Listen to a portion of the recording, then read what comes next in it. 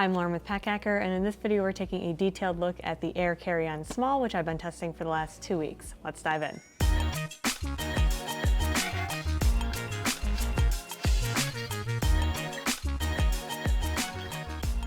First, we're going to take a look at the outside of this thing. So this is the small version of their carry-on. They have a slightly larger version, which we've also reviewed, so be sure to check that out.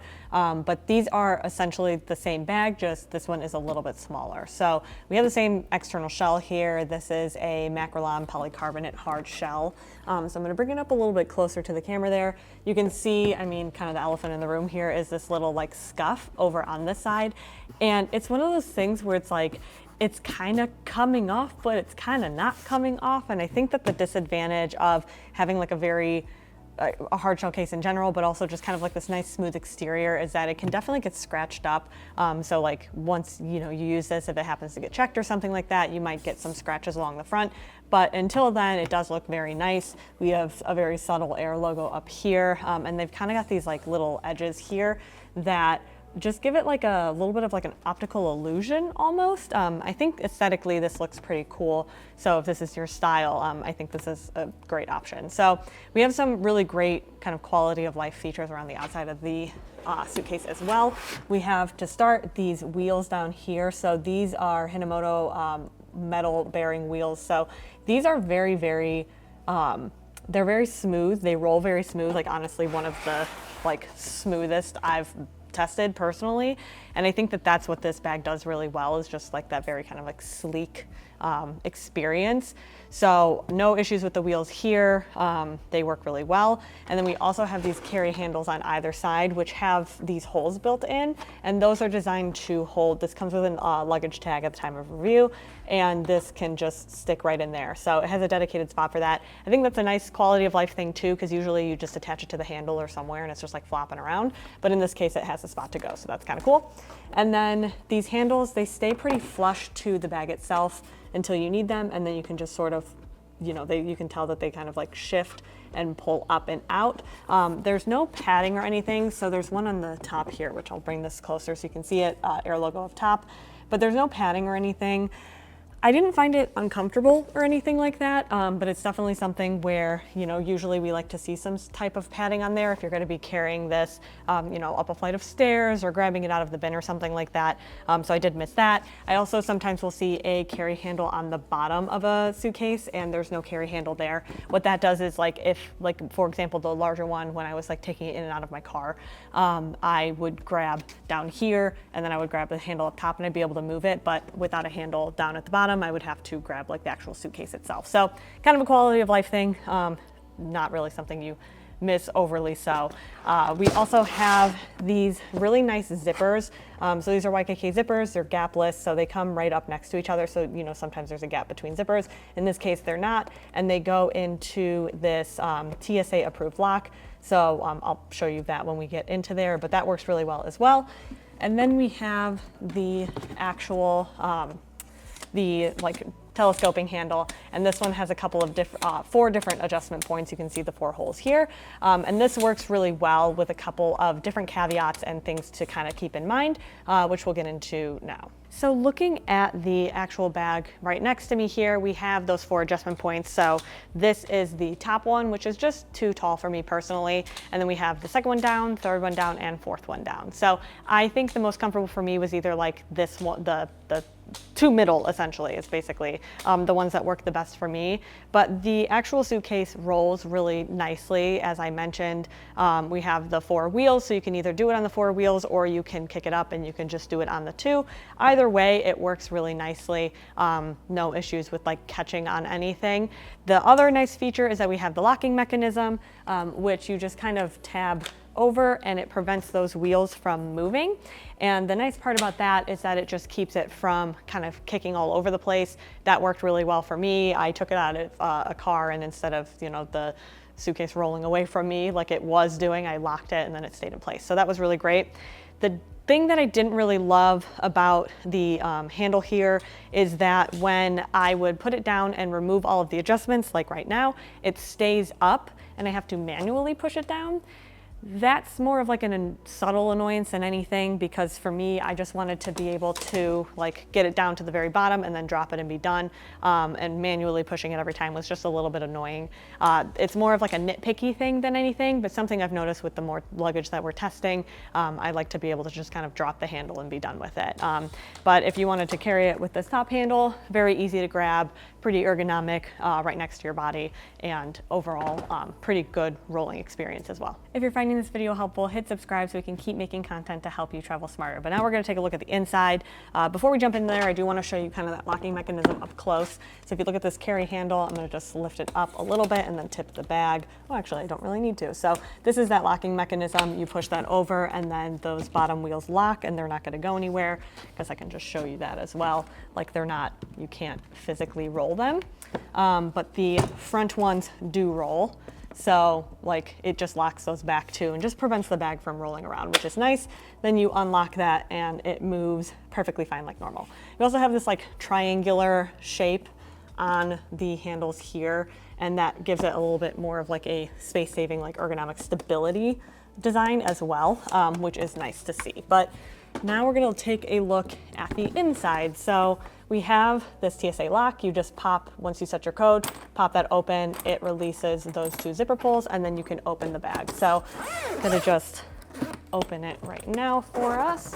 You can take a good look at the inside. So this design is something that, like this kind of layout is something that we're seeing a lot with rolling luggage, but what I think Aer does really well is they use really great materials, and the build of this is really nice as well. So this is a Cordura Recore recycled nylon ripstop liner. So it's like something that you would normally see on like an Aer bag, but instead it's in their luggage. And once you take everything out, I'll show you kind of how it looks empty, because I think they did a really good job designing this. We also have this fidlock buckle on this side.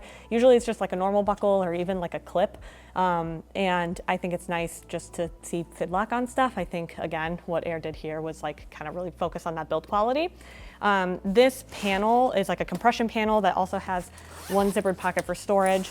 This is where I put like extra accessories, like this is a pair of gloves, but I've also put like a packable hat or something in there too. And if you don't want to use it, it's out of the way, but it's like this nice mesh, kind of like a soft mesh liner. With this here, this was not personally my favorite design. So what this is this panel flips open this way.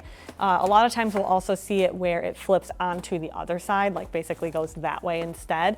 And the disadvantage of going this way is that then it's blocking the other side of your suitcase. The disadvantage of it going up this way is that it takes up a lot of packing space just in your vicinity. And so what I noticed is when I was trying to load up this bag, I like put it kind of up against a wall and then flipped this up and then like rested this panel against the wall. And what that did is just, it kind of prevented it from just like taking up too much space around me. But that's more of like a personal thing. We have some people on the team who prefer it when it does flip out of the way, because then it's not in the way of the other side. So more of a personal preference, but something to keep in mind for sure.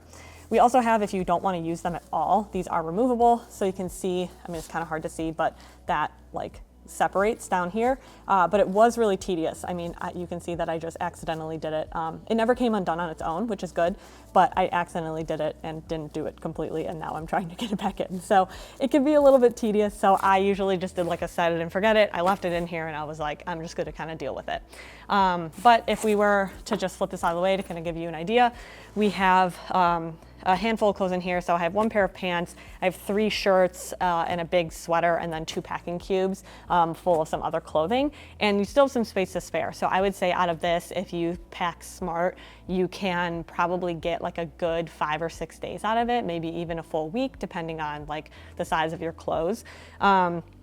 The disadvantage of this as well is with that locking mechanism, we have, like this is normal, right, to have these like the telescoping handle has to go somewhere, and in luggage you see this a lot where the telescoping handle will take up space like right over here and in like this bucket area. But the disadvantage of that locking mechanism is that that locking mechanism takes up this much space in the actual luggage itself. And this I just kept forgetting to take out, so I'm going to take this out now.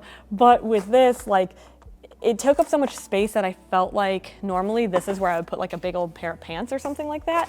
And I could do that, but then here, like it almost took up one full pair of pants worth of depth.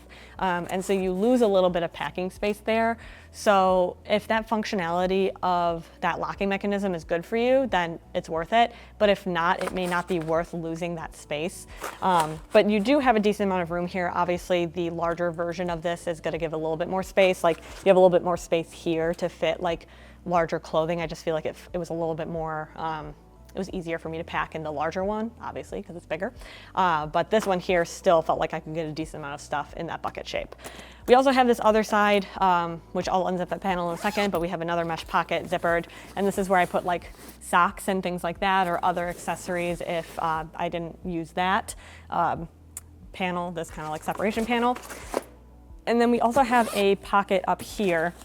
This has spot for an air tag, and then the rest of this pocket, it only goes down to about here. It's pretty shallow, like it's not the biggest, but this is like what I use for basically like a tech pocket. So we don't really see, sometimes if we see a pocket on the inside storage, it's like usually on a liner or something over here, or like up top or something like that. But I like this because it was out of the way and I can still put like tinier items that I wanted to get to quickly in here, but they weren't like so far out of reach or buried under clothes or something like that. So I like the organization over here.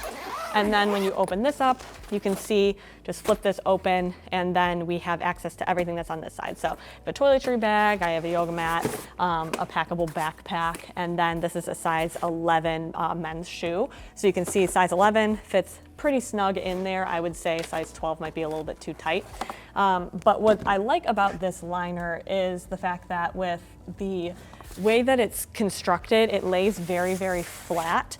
And so you can see like on this side, we see this a lot with this sort of liner, like there's a lot of extra material. And sometimes it feels like you're kind of fighting that material when you're trying to get all of your stuff packed in. But on this side here, it felt very well made and very easy for me to just sort of like plop my stuff in there. I didn't have to think about the liner, which is a very small quality of life thing that you don't really notice until you're using a lot of suitcases, that like it's just flopping all over the place. So like I said, I think that what Aer does really well here is how they constructed this bag with the really good materials.